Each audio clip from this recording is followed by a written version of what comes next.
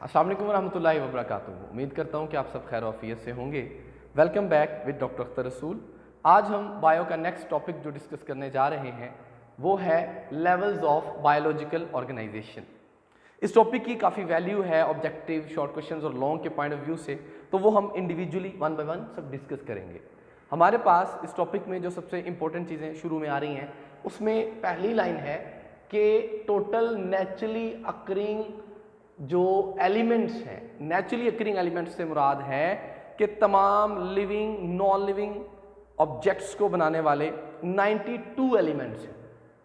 Means कि इस पूरी यूनिवर्स में जितनी भी पूरी यूनिवर्स है वो 92 डिफरेंट एलिमेंट्स के मिलने से बनी हुई है। इसकी वैल्यू केमिस्ट्री में आपको डिफरेंट मिलेगी, लेकिन बायो के एतबार से अगर हम देखें जो हमारी बुक में, टेक्स्ट बुक में दिया गया है वो 92 है। उसके बाद नेक्स्ट इंपॉर्टेंट लाइन जो इस टॉपिक में आती है ऑब्जेक्टिव के पॉइंट ऑफ व्यू से, वो ये है कि out of these 92 elements 16 elements are bio elements. What is meant by bio elements? Means those elements which make up living organisms. वो एलिमेंट्स जो कि जानदारों को बनाते हैं वो 16 हैं इन 92 में से। वो 16 बायो एलिमेंट्स कौन कौन से हैं वो टोटल हमारे पास ये सामने लिस्टेड हैं। इनमें से 6 मेजर बायो एलिमेंट्स हैं और 10 माइनर बायो एलिमेंट्स हैं। जो मेजर बायो एलिमेंट्स हैं वो है oxygen, carbon, hydrogen, nitrogen, calcium and phosphorus. Oxygen की परसेंटेज 65 है, कार्बन की परसेंटेज 18 है, हाइड्रोजन की परसेंटेज 10 है, नाइट्रोजन की 3, कैल्शियम 2, फास्फोरस 1। इन सब की कोलेक्टिवली अगर परसेंटेज बनाई जाए तो याद रखें लिविंग ऑर्गेनिजम्स की बॉडी को 99% ये बनाते हैं, मतलब हमारी पूरी बॉडी का 99% ये 6 एलिमेंट्स बनाते हैं। याद रखिएगा स्टूडेंट्स, ये तमाम वैल्यूज ऑब्जेक्टिव के लिए इंपॉर्टेंट है बोर्ड के पॉइंट ऑफ व्यू से। इसके बाद हमारे पास आ जाते हैं minor bio elements. Minor bio elements में हमारे पास आ जाता है potassium, sulphur, chlorine, nitrogen, magnesium, iron, copper, manganese, zinc and iodine. इनकी भी वैल्यू याद रखें, आपको याद करना होगी। इन सब की वैल्यू भी ऑब्जेक्टिव के लिए और एमडी कैट के लिए इंपॉर्टेंट है, ये आपको याद करना होगी। पोटेशियम की 0.35 है, सल्फर की 0.25, क्लोरीन की 0.15, नाइट्रोजन की 0.15 और मैग्नीशियम की 0.05 और आयरन की 0.04 और बाकी चारों की trace, all of them are trace elements. ये सब मिलकर सिर्फ हमारी बॉडी का 1% बनाते हैं। ये 2 MCQs आपके पास ये आ गए और इसके अलावा इनकी वैल्यूज जो हैं ये भी ऑब्जेक्टिव के पॉइंट ऑफ व्यू से आपको याद करना होगी। उसके बाद हम अगर एनलिस्ट करें कि लेवल्स क्या हैं बायोलॉजिकल ऑर्गेनाइजेशन के, तो आपको पता है कि हम स्टार्ट करते हैं सब एटॉमिक और एटॉमिक लेवल से। एटम्स आपस में मिलकर फिर आपको पता है कि बनाते हैं मॉलिक्यूल्स, मॉलिक्यूल्स मिलकर बनाते हैं ऑर्गेनेलीज, ऑर्गेनेलीज मिलकर बनाते हैं सेल्स, सेल्स मिलकर बनाते हैं टिश्यूज, टिश्यूज मिलकर बनाते हैं हमारे पास ऑर्गन, ऑर्गन्स मिलकर बनाते हैं सिस्टम, ऑर्गन सिस्टम्स मिलकर बनाते हैं कंप्लीट इंडिविजुअल। उसके बाद हमारे पास एक ही स्पीशी के इंडिविजुअल्स अगर एक जगह पे इकट्ठे पाए जाएं तो हम उसको पॉपुलेशन कहते हैं, और डिफरेंट पॉपुलेशन, डिफरेंट स्पीशीज की पॉपुलेशंस जब एक जगह पे इकट्ठे पाए जाएं, आपस में इंटरेक्ट करें तो उसको हम कम्युनिटी कहते हैं। और फाइनली अगर हम बात करें कि अराउंड द अर्थ जहां जहां भी लाइफ पाई जाती है, तो अराउंड द अर्थ वो जो स्फीयर है, वो जो बेल्ट ऑफ लाइफ है जिसमें हम हवा में जाएं तो बैक्टीरिया भी पाए जाते हैं, इस पूरी बेल्ट को, ये समंदर की तह से लेके हवा में मौजूद बैक्टीरिया तक, ये पूरी बेल्ट को हम बायोस्फीयर कहते हैं। इसको हम स्टार्ट करते हैं लेवल्स ऑफ बायोलॉजिकल ऑर्गेनाइजेशन को सब एटॉमिक और एटॉमिक लेवल से। अगर हम देखें तो तमाम जानदार और बेजान चीजें एटम्स के मिलने से बनी है, डिफरेंट एलिमेंट्स के, जो कि हमने कहा 92 है। तमाम जो एटम्स हैं या सब एटॉमिक पार्टिकल्स हैं उनको अगर हम देखें तो एटम्स की एग्जांपल हमारे पास आ जाती है कार्बन का एटम, कार्बन एलिमेंट का एटम, हाइड्रोजन, ऑक्सीजन। और फिर एटम्स फर्दर कंपोज होते हैं। आपको पता है कि अगर हम किसी एक एटम की बात कर लें, जैसे कि कार्बन है, तो कार्बन के दरमियान में मौजूद होगा, सेंटर में इसके एक एटम के दरमियान में मौजूद होगा उसका न्यूक्लियस, जिसमें मौजूद होंगे इसके प्रोटॉन्स, उसके अराउंड इसके शेल्स मौजूद होंगे। आपको पता है कि इसका एटॉमिक नंबर 6 है, तो इसके पहले शेल में मौजूद होंगे 2 इलेक्ट्रॉन्स और दूसरे शेल में मौजूद होंगे 4 इलेक्ट्रॉन्स। ये हमारे पास आ गया स्ट्रक्चर। आपको पता चल गया कि एक एटम के अंदर फर्दर प्रोटॉन्स हैं न्यूक्लियस के अंदर। ये मैंने न्यूक्लियस बनाया तो न्यूक्लियस के अंदर मौजूद होते हैं प्रोटॉन्स और न्यूट्रॉन्स, और उसके अलावा इलेक्ट्रॉन्स जो कि अराउंड द न्यूक्लियस रिवॉल्व कर रहे हैं। सो एक एटम के अंदर जो सब एटॉमिक पार्टिकल्स हैं वो हैं electron, proton and neutron. Next हमारे पास जो लेवल आता है वो है मॉलिक्यूलर लेवल। मॉलिक्यूलर लेवल में हम अगर मॉलिक्यूलर लेवल को डिफाइन करें तो हम कहेंगे atoms of different elements join to make molecules. Atoms of different elements join to make molecules. मुख्तलिफ एलिमेंट्स के एटम्स आपस में जुड़ते हैं और वो मॉलिक्यूल्स बनाते हैं। अब मॉलिक्यूल्स हैं, इनके 2 डिफरेंट लेवल्स हैं, माइक्रोमॉलिक्यूल्स, मैक्रोमॉलिक्यूल्स, या हम इसको इस तरह भी कैटेगराइज कर सकते हैं, ऑर्गेनिक एंड इनऑर्गेनिक मॉलिक्यूल्स। पहले बात करते हैं माइक्रोमॉलिक्यूल्स की। ऐसे मॉलिक्यूल्स जिनका मॉलिक्यूलर वेट लो होता है, molecules having lower molecular weight are called micromolecules, जिसकी एग्जांपल है carbon dioxide, water and carbon monoxide. फिर हमारे पास आ जाते हैं मैक्रोमॉलिक्यूल्स। ऐसे मॉलिक्यूल्स जिनका मॉलिक्यूलर वेट ज्यादा होता है, बहुत हैवी होते हैं मॉलिक्यूलर वेट के एतबार से, तो वो हैं हमारे पास cellulose, starch. Molecules having higher molecular weight are called macromolecules. Example आपके सामने मैंने 2 दी हैं, सेलुलोज, स्टार्च, लिग्निन एटसेट्रा, आप फर्दर भी देख सकते हैं। या फिर हम मॉलिक्यूल्स को कैटेगराइज कर सकते हैं in sense of organic and inorganic. Firstly अगर हम बात करें ऑर्गेनिक मॉलिक्यूल्स की, those molecules which are made up of carbon and hydrogen, for example proteins, cellulose, carbohydrates, ये ऑर्गेनिक मॉलिक्यूल्स हैं। फिर हमारे पास आ जाते हैं inorganic molecules, those molecules which are not made up of proper proportion of carbon and hydrogen, they are called inorganic molecules. और इनकी एग्जांपल हमारे पास आ जाती है carbon dioxide, carbon monoxide and water. इसके बाद हमारे पास स्टूडेंट्स जो नेक्स्ट लेवल आता है वो है ऑर्गेनेले एंड सेल लेवल। ये एक लॉन्ग क्वेश्चन के तौर पे आपको आ सकता है। ऑर्गेनेले एंड सेल लेवल छोटा है लेकिन हमें ये 4 नंबर का आ सकता है।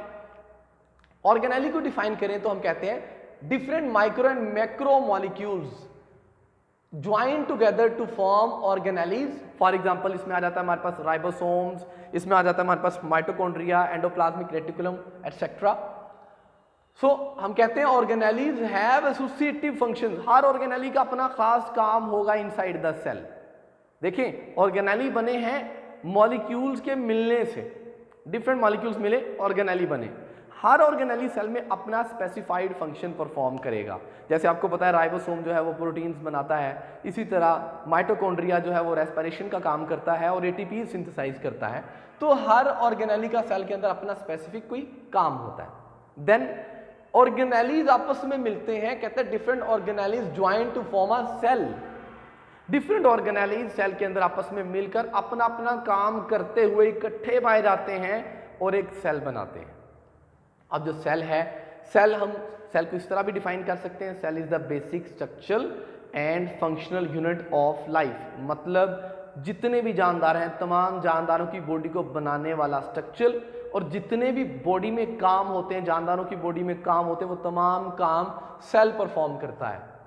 अब सेल को हमने 2 बेसिक टाइप्स में कैटेगराइज कर दिया, एक है प्रोकैरियोट्स, दूसरे हैं यूकैरियोट्स। प्रोकैरियोटिक सेल्स, ये आपके लिए कोई डिफिकल्ट टर्म नहीं होगी स्टूडेंट्स के लिए, इसलिए मैंने इस पर ज्यादा जोर नहीं दिया। प्रोकैरियोटिक सेल्स आर दो sales which don't have any proper nucleus, cells without nucleus। और याद रखें इनमें कोई प्रॉपर मेम्ब्रेन बाउंडेड ऑर्गेनेलीज, जो कॉम्प्लेक्स ऑर्गेनेलीज हैं जैसे कि माइटोकॉन्ड्रिया, एंडोप्लाज्मिक रेटिकुलम मौजूद नहीं होंगे, बट राइबोसोम्स वगैरह मौजूद होंगे। अब जो प्रोकैरियोटिक सेल है इसमें प्रॉपर न्यूक्लियस हमने कहा कि नहीं होता। मीनवाइल जो यूकैरियोटिक सेल है they have a prominent nucleus, याद रखिएगा इनमें प्रोमिनेंट न्यूक्लियस होता है, प्रॉपर न्यूक्लियस होता है, और ये साइज में बड़े होते हैं बिकॉज इनमें complex membrane bounded, double membrane bounded organelles मौजूद होते हैं जैसे कि माइटोकॉन्ड्रिया, एंडोप्लाज्मिक रेटिकुलम एटसेट्रा। फिर स्टूडेंट्स हमारे पास अब इनमें अगर हम एग्जांपल्स देख लें प्रोकैरियोटिक सेल की, तो हमारे पास इसकी एग्जांपल आती है बैक्टीरिया। एक किंगडम है जस्ट मोनेरा, उसके जानदार प्रोकैरियोटिक हैं। याद रखिएगा, पांचों किंगडम्स में से सिर्फ किंगडम मोनिरा बैक्टीरिया का किंगडम है जो प्रोकैरियोटिक है, बाकी चारों किंगडम्स जो हैं वो यूकैरियोटिक हैं। ये आपके लिए एक मैंने टर्म, एक सिंपल सी चीज़ कर दी कि 5 किंगडम्स में से सिर्फ एक ऐसा किंगडम है जिसके जानदार जो है प्रोकैरियोटिक हैं और वो बैक्टीरिया का किंगडम है, किंगडम मोनिरा। बाकी चारों किंगडम्स प्लांटिंग फंजाई, एनिमेलिया और प्रोटिस्टा यूकैरियोटिक हैं। देन हमारे पास आ जाता है टिश्यू लेवल। हम कहते हैं कि सेम सेल, एक ही जैसे सेल जब इकट्ठे पाए जाएं तो वो एक टिश्यू बनाते हैं। टिश्यू बनाते हैं जैसे कि हमारी बॉडी में मौजूद है मसल टिश्यू।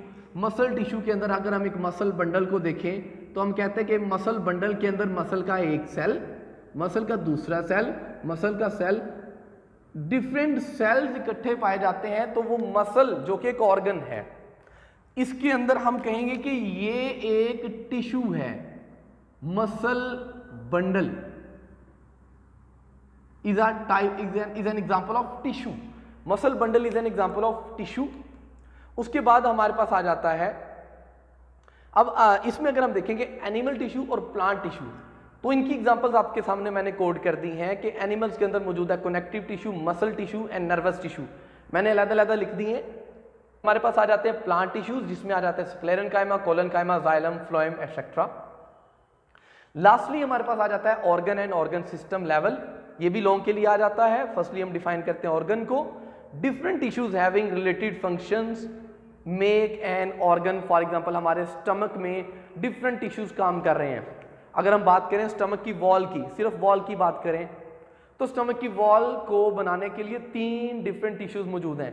सबसे बाहर कनेक्टिव टिश्यू, स्टमक की वॉल अगर हम देखें तो स्टमक की वॉल के अंदर सबसे बाहर मौजूद होता है कनेक्टिव टिश्यू।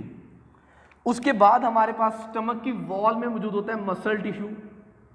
आपको पता है कि आउटर लॉन्गिट्यूडनल और इंटरनल सर्कुलर मसल्स होते हैं। सबसे बाहर कनेक्टिव टिश्यू, फिर हमारे पास आ जाता है मसल टिश्यू, और इनर मोस्ट मसल की वॉल के अंदर मौजूद होते हैं, अगर आपको आइडिया हो तो म्यूकोजा, स्टमक की सबसे अंदरूनी लाइन। अब देखिए मैंने कहा कि एक ऑर्गन कैसे बनता है जब डिफरेंट टिश्यूज इकट्ठे रहते हो, अपना अपना काम कर रहे हो। Connective tissue, muscle tissue, mucosa अपना अपना तीनों काम कर रहे हैं, बट वो तीनों मिलकर इकट्ठे रह रहे हैं और एक ऑर्गन को बना रहे हैं, तो इसको हम कहते हैं ऑर्गन। जैसे कि एग्जांपल दे दी मैंने, स्टमक, लिवर, पैंक्रियास। और प्लांट्स में बात करें तो ये है roots, stem and leaves. Finally हमारे पास है organ system level, different organs having related functions join to make organ system. जैसे कि अगर हम बात करें तो हमारे पास आ जाता है, सबसे पहले अगर हम एग्जांपल ले लें डाइजेस्टिव सिस्टम की, तो एनिमल्स के अंदर डाइजेस्टिव सिस्टम जो है इसमें इंक्लूडेड है हमारी बक्कल कैविटी से लेके एनस तक। इसमें आ जाती है हमारी buccal cavity, oesophagus, stomach, small intestine, large intestine. इसी तरह हमारे पास नर्वस सिस्टम है। नर्वस सिस्टम में हमारा ब्रेन है, स्पाइनल कॉर्ड है, इसमें हमारी सेंसरी न्यूरॉन्स हैं, इसमें हमारी मोटर न्यूरॉन्स हैं, एसोसिएटिव न्यूरॉन्स हैं। तो हमारी बॉडी में 2 मैंने आपको एग्जांपल दे दी ऑर्गन सिस्टम्स की। इसी तरह हमारे पास रिप्रोडक्टिव सिस्टम है, इम्यून सिस्टम है, वगैरह वगैरह। बट याद रखिएगा स्टूडेंट्स, इंपॉर्टेंट एक लाइन है आपके लिए कि ऑर्गन सिस्टम प्लांट्स के अंदर अच्छे से डेवलप्ड नहीं होता। प्लांट्स में सिर्फ ऑर्गन तक इनमें मौजूद होते हैं, like root, stem and leaves, but इनमें ऑर्गन सिस्टम डेवलप्ड नहीं होता। इनमें ऑर्गन्स तक लेवल्स पाए जाएंगे, ऑर्गन सिस्टम प्लांट्स में डेवलप्ड नहीं होता। तो स्टूडेंट्स, ये है आज का हमारा टॉपिक फर्स्ट ईयर का। लाने के बाद थैंक यू सो मच, अल्लाह हाफिज़।